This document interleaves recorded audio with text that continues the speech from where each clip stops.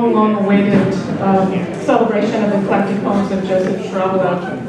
I'd like to thank a few people before we begin. One of them is Rosemary Ceravolo, who unfortunately cannot be here. Stephanie Elliott from Wesleyan University Press, and of course, editor of the beautiful book after Smathers. We structured this evening's reading a little bit differently than we usually do a group reading. It's going to be 3 groups of 5 readers. The first group will be reading early work. And in the first group, Padgett, John Perreault, Anselm Berrigan, David Shapiro, and Susie Timmons, all accounted for.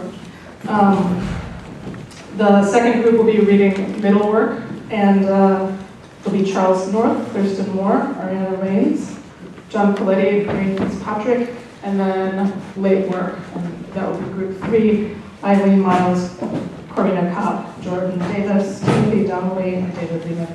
And so we'll begin tonight's program with some introductory comments from Parker Smathers. Yeah, okay. All right. Sorry. Either way. Okay.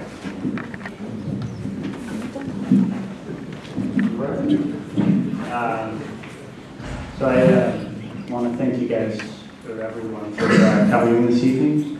Want to thank the poets who have agreed to read, and I want to thank the family and the friends of Joe for coming tonight.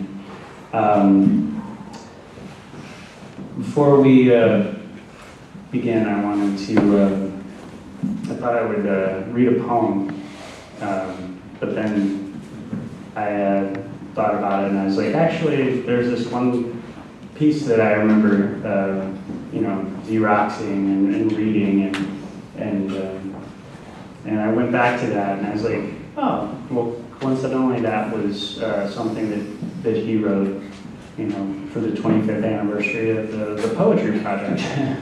Ann Waldman had done an edited volume, so in the back of it, there's these sort of remembrances and appreciations of the Poetry Project in the St. Mark's Church. And so his words, I felt like would be kind of a resonant way to sort of begin the evening. So this is, I won't try to do the Queen's accent or the Jersey accent, but just try to imagine. I've always felt free to read my earliest, my latest, or my most experimental poems at St. Mark's. The atmosphere was open and receptive, sometimes even exuberant. This provided the best encouragement and reinforcement of the work that a poet could ever ask for and actually get in return. The weekly readings in that marvelous setting of St. Mark's Church gave me invaluable experiences and opportunities to meet with other poets and hear the works of my contemporaries.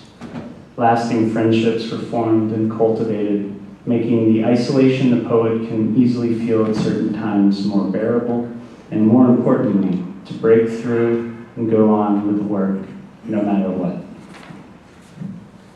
But the major thrill is someone coming up to you years later, telling you they vividly remember and will never forget a certain poem in a reading or a performance that you had thought was lost forever. St. Mark's is indeed a marvelous setting for certain poems to be vividly remembered. Now let's hear the earliest, latest, and most experimental poems of Joseph Ceravolo.